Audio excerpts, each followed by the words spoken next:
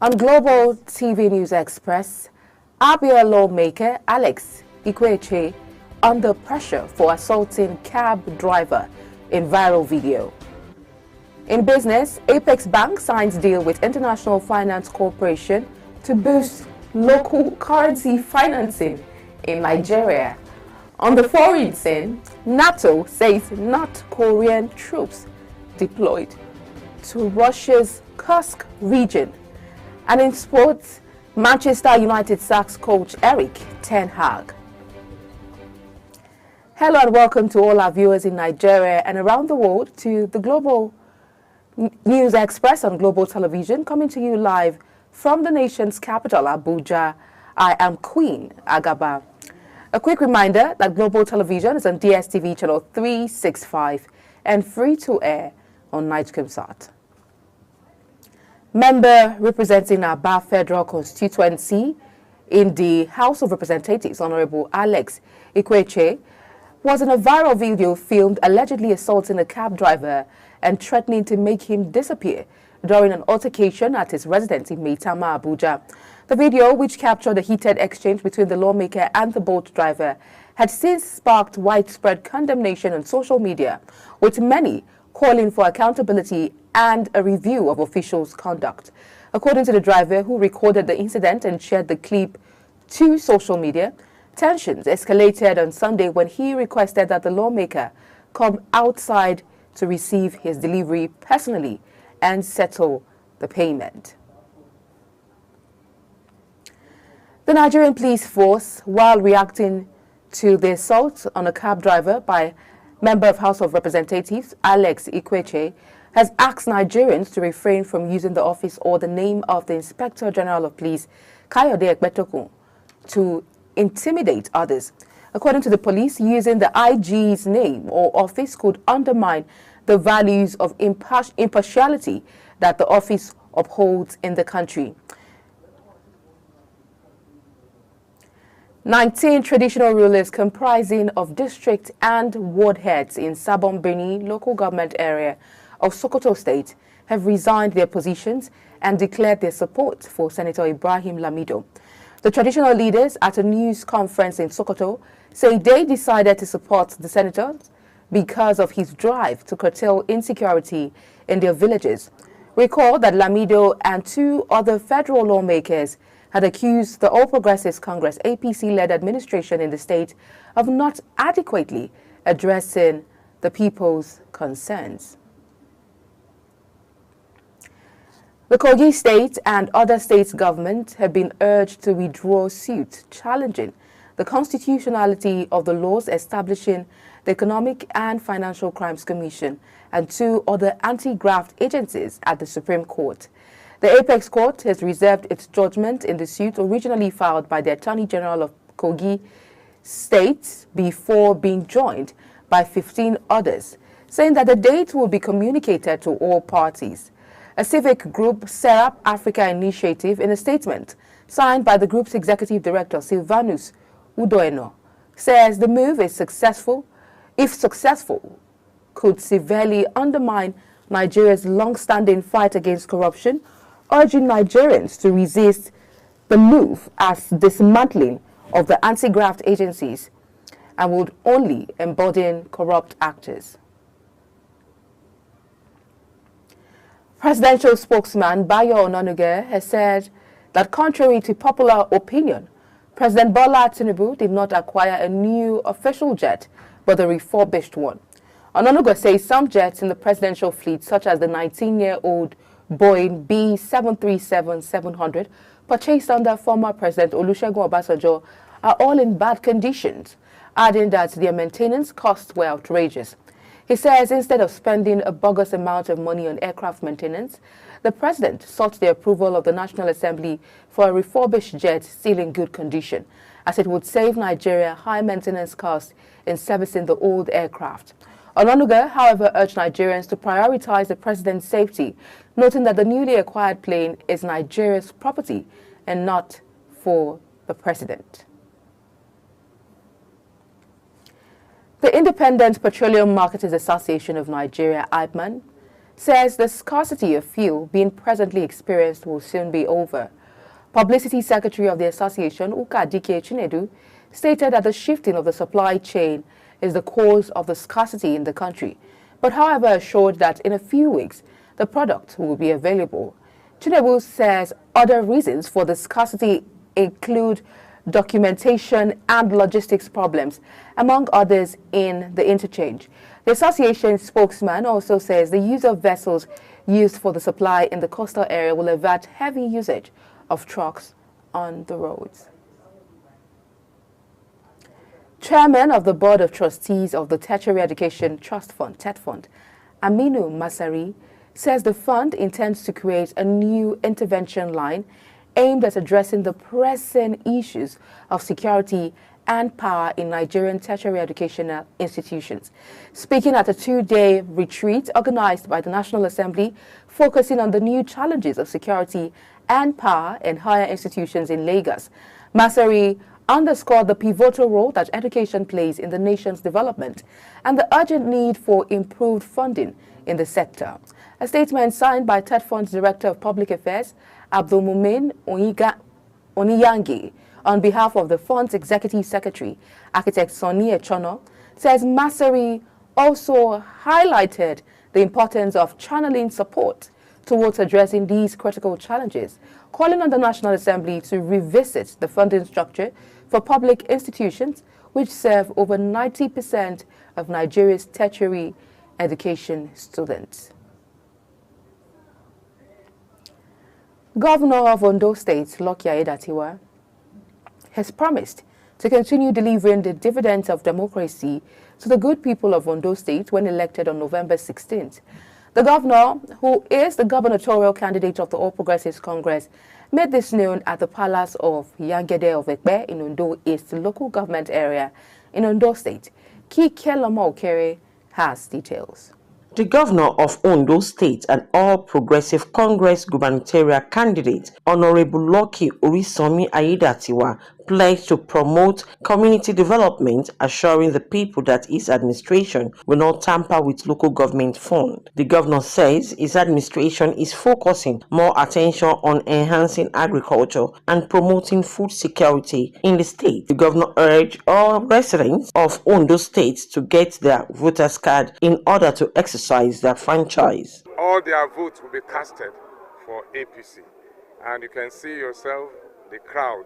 The people are so happy, so joyful, and so they are so delighted. They are happy to see their governor, and they are happy to associate with APC. Now, for those of you who have not gone ahead to collect your PVC at the various points of collection, I want to plead with you. Go out. You still have time to collect your PVC. That is the only way you can make a choice of who you want to govern you for the next 4 years. Earlier, the Speaker of Ondo State House of Assembly, Right Honorable Olapinde, assured the governor of the full support of the people of Ondo East local government. A lot for us, and this is time to pay him back.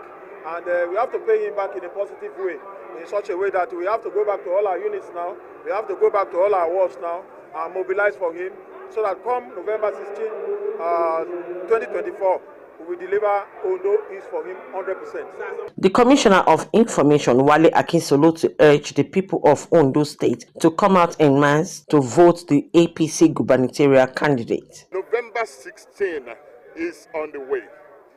By the grace of God, we are boasting in the Lord that APC will win this election because the governor has done well. To all the citizens of Ondo State, collect your voters card and vote on November 16, 2024.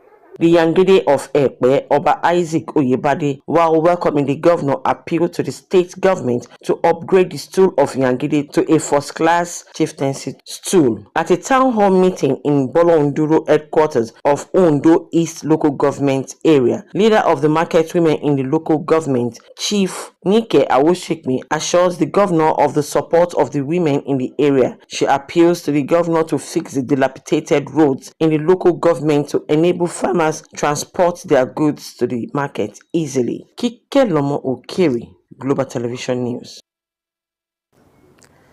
The Nigerian National Petroleum Company Limited, NNPCL says only 3 individuals have been found following Thursday's helicopter crash.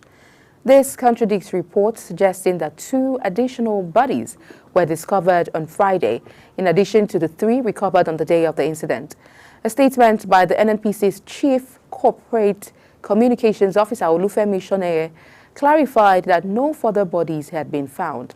However, the NNPC's spokesperson confirmed that search and rescue operations are ongoing. The family of one of the victims of last Thursday's helicopter crash operated by East Wind Aviation, Boris Ledum Ndobu, is pleading for the recovery of his body for a proper burial. His son, Ledum Light, shared his distress, saying despite ongoing recovery efforts, Mr. Ndobu's body remains missing. He expressed concerns over the search efforts, stressing that the family's primary concern is on bringing Ndobu's body home for closure. Other families affected by the tragedy also continue to call for swift action to retrieve the missing bodies and provide comfort to grieving loved ones. Senator Rabiu Musa Kwankwaso has called for an immediate investment in alternative power sources as northern Nigeria faces prolonged blackout. The presidential candidate of the New Nigeria People's Party, NNPP, in the 2023 general election says the prolonged blackout, now in its 8th day, underscores the huge deficit of capacity our power sector has in order to address large-scale problems. He added that it is time that the country looks into alternative power sources to address the nation's energy needs, urging both state governments and private investors to proactively invest in alternative energy sources to prevent recurrence of prolonged blackout in the future. The Coalition of Northern Groups, CNG, has expressed concerns by the ongoing power outage that has paralyzed parts of northern Nigeria. The coalition says the outage is a direct result of vandalism on the second Shiroro power line that feeds the Kaduna station, which distributes to other states in the north. CNG says after engaging with experts, it discovered that there is also a significant infrastructural gap as there is no transmission system to carry sufficient power to the northwest and northeast regions. It added that the north, which accounts for a significant portion of Nigeria's population and economic activity, is shamefully undeserved in terms of electricity, infrastructure, and distribution. Calling on the federal government, the Transmission Company of Nigeria, northern governors, lawmakers, and all relevant stakeholders to immediately expedite efforts to ensure power is restored to the north. The Northern Governors Forum, NGF, has stated that economic hardship currently faced by Nigerians is more pronounced in the region than in the southern region due to disparities in economic inequality. Chairman of the forum, Governor Inuwa Yahaya of Gombe State, stated this during a meeting with traditional rulers in the region in Kaduna. The forum also expressed concerns over the darkness currently experienced in the northern region, emphasizing the urgent need to build additional transmission lines and diversify energy supply to address the issue. The First Lady, Senator Oluremi Tinubu, has lamented the Nigerian women are still battling to get to their place in politics and governance as a result of sustained policies that put them at a disadvantage. She stated this at the International Legislative Dialogue on Women and Constitution Amendment in Nigeria held in Abuja. The dialogue was organized by the House of Representatives Committee on Constitution Amendment with support from the Policy and Legal Advocacy Center and funded by the European Union. Represented by Kwara State First Lady and Chairperson, Nigeria Governors Spouses Forum, Professor Olufolake Abdulrazak, the First Lady says while some gains had been made, it was however disheartening that in the National Assembly only few women were elected into 2 chambers. You're watching the Global News Express, coming to you live from Nigeria's capital, Abuja. When the News Express returns, Apex Bank signs deal with International Finance Corporation to boost local currency financing in Nigeria. Details of this, as well as business and foreign stories, coming right after this break. Please stay with us.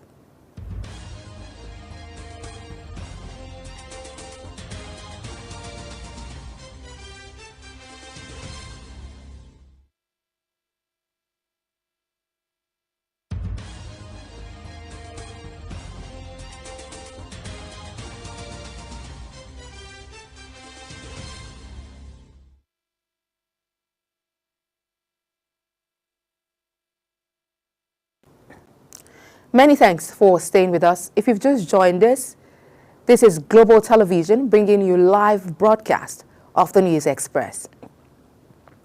In business, in order to meet the requirements for a $750 million loan from the World Bank, the federal government is pressing ahead with critical tax reforms.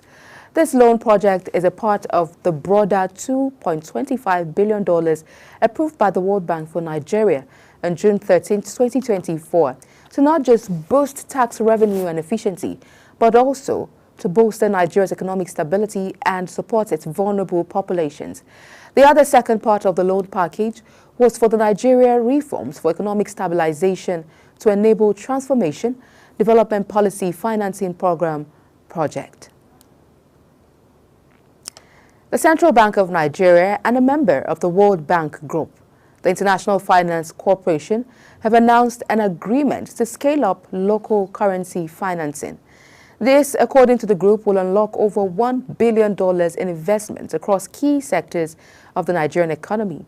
In a joint press statement from the IFC and the CBN signed by Managing Director IFC, Maktar Diop, and CBN Governor Yemi Cardoso, the agreement will provide Naira-based financing to sectors such as agriculture, infrastructure, housing, energy, small and medium enterprises, and Nigeria's youth and creative industries.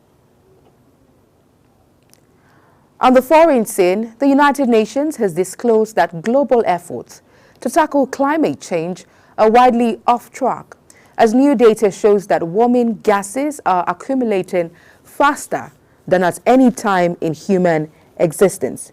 The UN analysis shows current national plans to limit carbon emissions would barely cut population by 2030.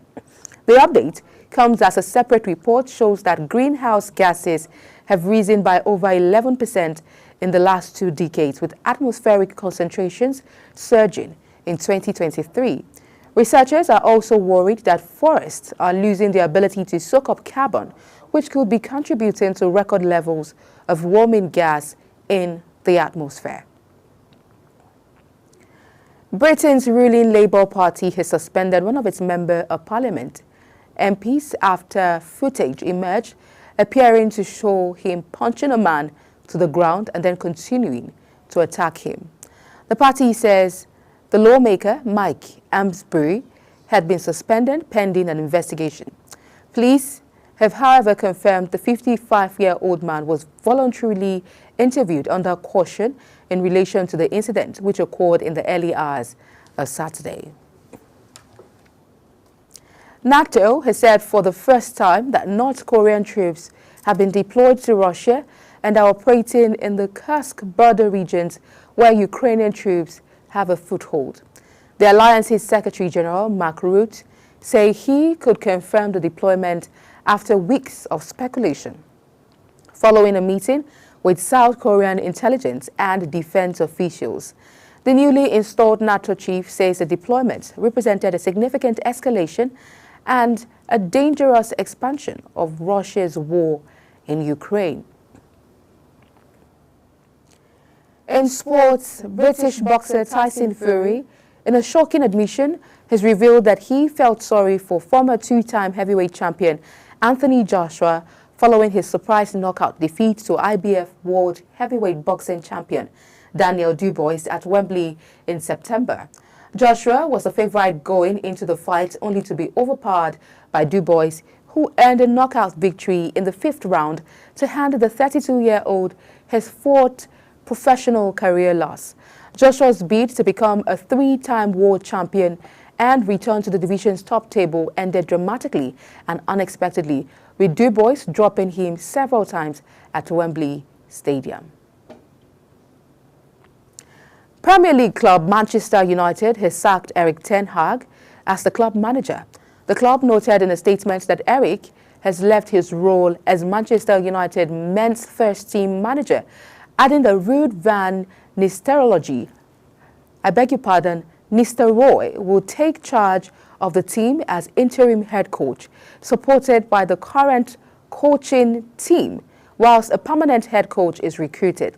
Recall that Erik was appointed in April 2022 and led the club to 2 domestic trophies, winning the Carabao Cup in 2023 and the FA Cup in 2024. Zambian football is in mourning after 7 players from Chauma Town Council FC have been killed in a bus crash. The country's Football Association FAS President Andrew Kamanga expressed the association's deep shock at the accident, which occurred on Saturday while the squad was traveling to a third-tier league game in the northwest of the country. 12 other people were injured in the accident, and 5 of those have been evacuated to the capital, Lusaka, for treatment. Confederation of African Football President Patrice Motsepe says he and the governing body hope and pray that those injured will fully recover soon. To end the Global News Express, let's take a look at some of our top stories. Abia lawmaker Alex Ikwechi is under pressure for assaulting cab driver in a viral video. In business, the Apex Bank has signed a deal with International Finance Corporation to boost local currency financing in Nigeria. On the foreign scene, NATO says that North Korean troops have been deployed to Russia's Kursk region. And in sports, we told you Manchester United has sacked coach Erik ten Hag. That's it on the News Express, and it came to you live from Nigeria's capital, Abuja.